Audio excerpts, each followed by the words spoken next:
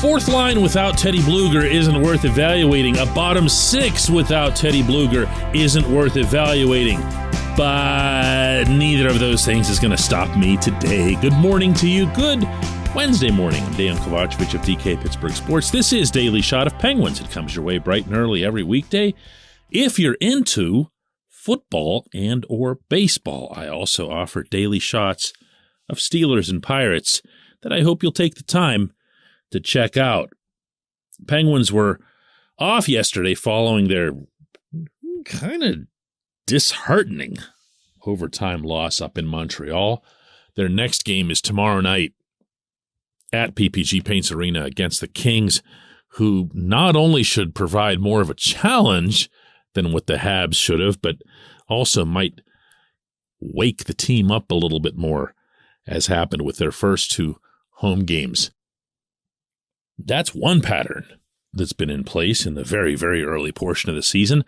Another one has been that there's been very, very little to like about this fourth line. And I don't want to stretch it too far to carry into the bottom six as a whole, but I probably could do that if I pushed it. The only reason I don't want to do that is because Danton Heinen's been part of that. He's a guy that I think is really a productive member of this team, no matter where you put him, to his credit. And you know what? That's supposed to be the approach and the outlook for everyone who's on the bottom six of every lineup in the NHL.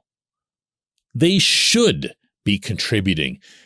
Even if it isn't points, they should be contributing possession or defensive tenacity or a good solid forecheck or even just some scrappiness.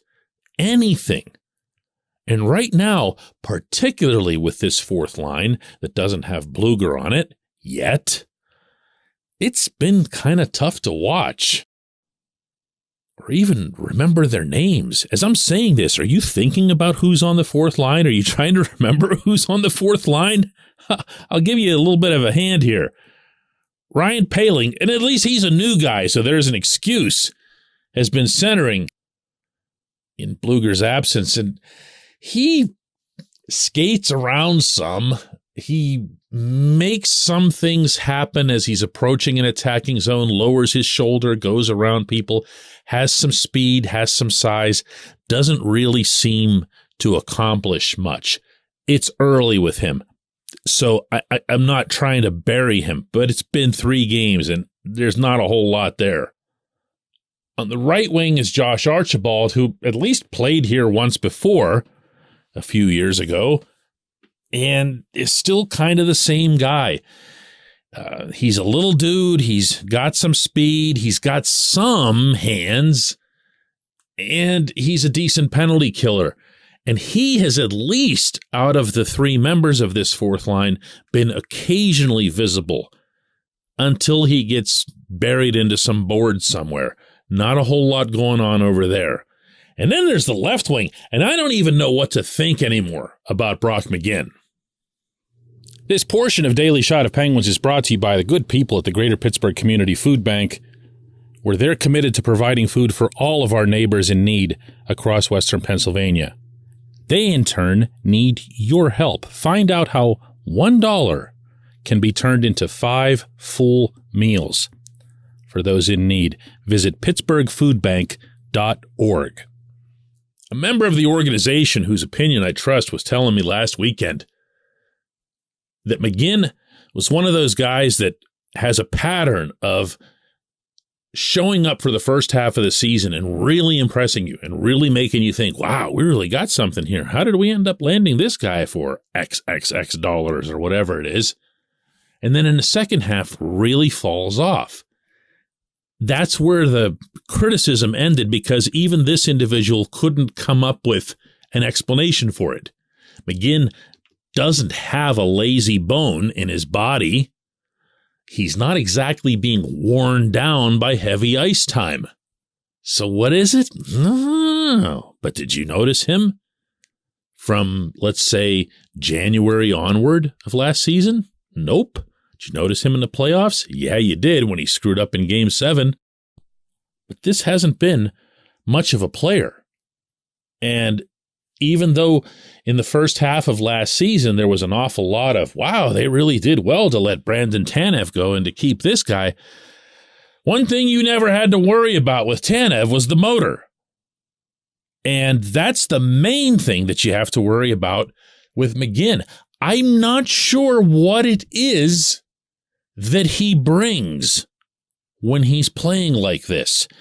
If he's in that I'll score a goal every other week and contribute something, then you can feel it. When he isn't doing that, when he isn't scoring, which is way more often than not, I don't see it.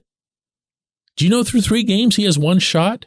Did you know through 3 games he has 2 shot attempts? What is it that you're doing when you go over the boards? When you're a forward and can never even aim the puck in the direction of the net. I haven't liked anything about this fourth line. I haven't liked their work in the defensive zone either. If Poehling is some sort of sharp two-way center, maybe he'll show it at some point. Again, he's getting my mulligan here. But this team needs Teddy back. And to reiterate a point that I'd been making on this program, just to stress here that this isn't a new observation, it's really important that the Pittsburgh hockey management figures out how to get Teddy and line mates to form an effective, Teddy / Tanev / Zach Aston Reese type of line again. Because that mattered a lot when it was together. And it hurts a lot when there isn't one. When we come back, J1Q.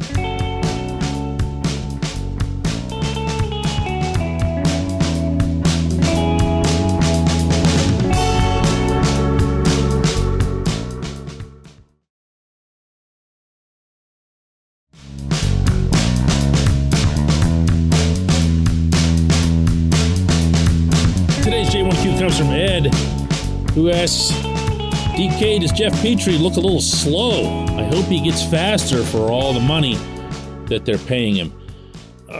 Ed, I would bring salary into it. Yeah, there's a big financial commitment to Petrie, and he's 34 years old.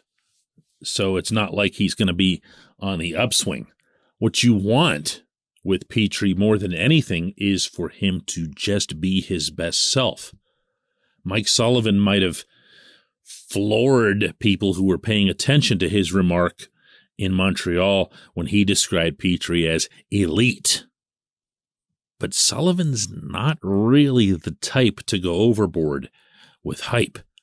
I haven't heard him use a description like that for anyone in the organization outside the obvious guys, other than in context. For example, Sullivan once said to me that he saw Patrick Hornqvist as being elite at what he does in the league. So he was being very specific and also accurate. At the time, when he was in Pittsburgh, Hornqvist was the very best in the world, I think, at what he does in terms of especially wreaking havoc in front of the opponent's net. Petrie has had an elite period in his career. When he peaked in Montreal, as I've mentioned a few times, he was in legit discussion for the Norris Trophy. You see on occasion, even already through these first 3 games, the things that he can do. He's capable of making really, really good plays look really, really routine.